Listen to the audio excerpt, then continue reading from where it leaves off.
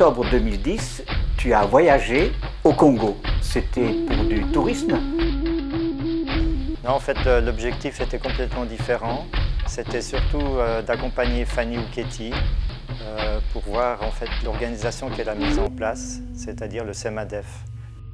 Tu parles de Fanny Ouketi, c'est une personne qui fait partie de la communauté que tu fréquentes. Oui, tout à fait. C'est donc Fanny Ouketi, c'est la femme du docteur Tony Ouketi, qui a rejoint notre communauté donc à Genève, à Meyrin, depuis quelques années. Et pour ceux qui s'en rappellent, Tony Ouketi était le mari donc de Fanny, était responsable de l'hôpital de Niakoundé qui a été détruit lors des conflits rebelles. Oui, tout à fait. D'ailleurs, on a visité cet hôpital un jour, un dimanche, pour nous rendre compte un peu de la situation sur place. Voilà, tu es donc parti dans un pays nouveau pour toi. Quelle a été ta première réaction?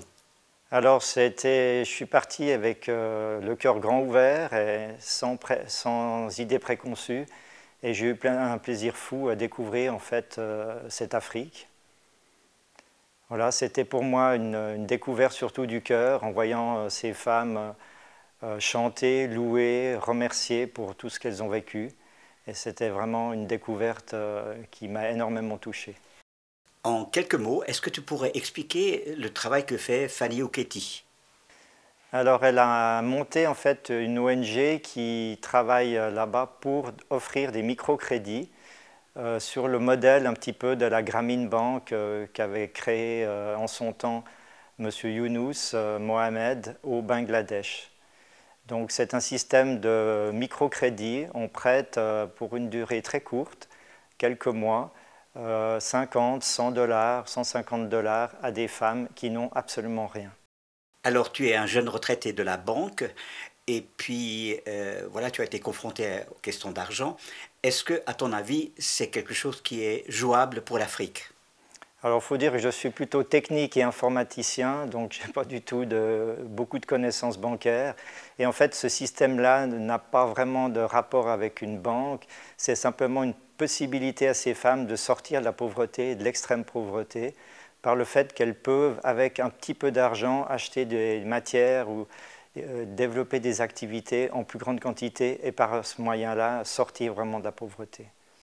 Alors, tu es donc parti de Genève et vous avez atterri, je suppose, à Kinshasa? Non, alors on a passé simplement par l'Ouganda, on a pris l'avion de la MAF, l'avion missionnaire, et on a atterri à Bunia 24 heures après être parti de Genève.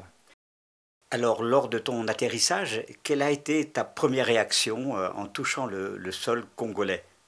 Alors la réaction qui était la même pour Francine Parnigoni qui nous a accompagnés, c'est qu'on a été vraiment accueillis de manière extraordinaire.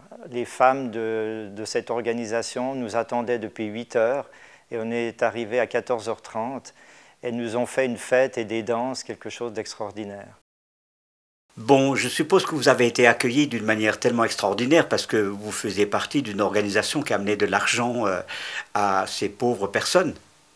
Oui, mais je crois que le contact s'est vite fait, puisque en fait, cette organisation est totalement congolaise. Il y a un soutien qui vient de l'extérieur, mais c'est une organisation locale avec des gens qui vivent sur place. Et en fait, on a moins ce problème nord-sud par ce fait-là. Et c'est une organisation qui est reconnue sur place, qui est beaucoup aimée. Et en fait, c'est la seule organisation de microcrédit qui a tenu le coup à travers ces années de guerre et ces années extrêmement difficiles au Congo. Alors, je pense qu'il y a une partie qui est due au fait que c'est une organisation chrétienne. Les membres du comité là-bas sont des chrétiennes engagées. Et puis, je pense que Fanny Ouketi avait vraiment une idée en tête de créer quelque chose sur place et de poursuivre son activité jusqu'au bout. Et maintenant, 5 ans après, on peut vraiment dire que cette activité fonctionne, puisqu'on a vu des centaines de femmes, voire même 800 femmes réunies ensemble, et qui chantaient et qui dansaient pour remercier pour tout ce qui a été offert. Ces derniers mois où on a beaucoup parlé de Stop Pauvreté, tu viens d'un pays riche comme la Suisse, et puis voilà, tu es confronté à la pauvreté, à la difficulté. Comment as-tu réagi? Comment tu t'es confronté à cette réalité-là? Alors ça, c'est effectivement la grande question. En fait, disons, je pense pendant 2 semaines, en tout cas, même après, on a été extrêmement touchés. Et moi, j'ai été extrêmement touché de voir.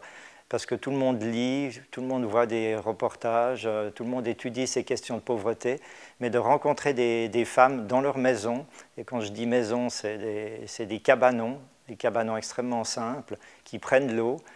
Et quand on partage avec ces femmes, qu'on vit avec elles, qu'elles nous invitent à rentrer dans leur maison, c'est extrêmement touchant. Et on a eu des dizaines de témoignages dans des quartiers qui sont parmi les plus pauvres. Et là, évidemment, on a une autre vision, on a un autre contact et on réalise en fait ce que c'est que l'extrême pauvreté. Parce que quand je parle d'extrême pauvreté, ce n'est pas simplement la pauvreté des difficultés, c'est des gens qui n'ont absolument plus rien. Ils n'ont bien sûr pas l'électricité, mais ils n'ont des fois pas de maison, ils n'ont pas d'eau, ils n'ont pas la santé, ils ne peuvent pas envoyer les enfants à l'école. Bon, tu parles de toucher, ça veut dire quoi pratiquement pour toi? Alors moi qui suis assez intellectuel et assez cartésien, c'est vrai que j'ai été touché au cœur du cœur. Et c'est vrai que j'avoue que de temps en temps, j'avais un peu les larmes aux yeux de voir ces situations et surtout de voir, parce que j'ai réalisé quelque chose, j'ai réalisé plusieurs textes bibliques et j'ai réalisé également ce que c'était que d'aider, visiter des pauvres. J'avais une notion un peu théorique. Et là, on était vraiment sur le terrain et c'était quelque chose d'extraordinaire. Mais est-ce que ça a changé quelque chose pour toi en rentrant? Alors pour le moment, je suis toujours un petit peu sous le coup, j'en rêve, je réfléchis encore, je cogite, mais je pense que ça a changé quand même ma vision des choses et ça m'a permis de découvrir en fait une partie du monde que je connaissais bien, mais que théoriquement. Alors ici en Europe, on est un petit peu fatigué de donner de l'argent pour l'Afrique. On entend parler de corruption, que ça passe dans la poche des riches. Est-ce que tu crois vraiment que, toi qui étais là-bas, que ça vaut encore le coup de soutenir comme ça l'Afrique, alors d'autre part, on parle aussi que c'est un continent en émergence.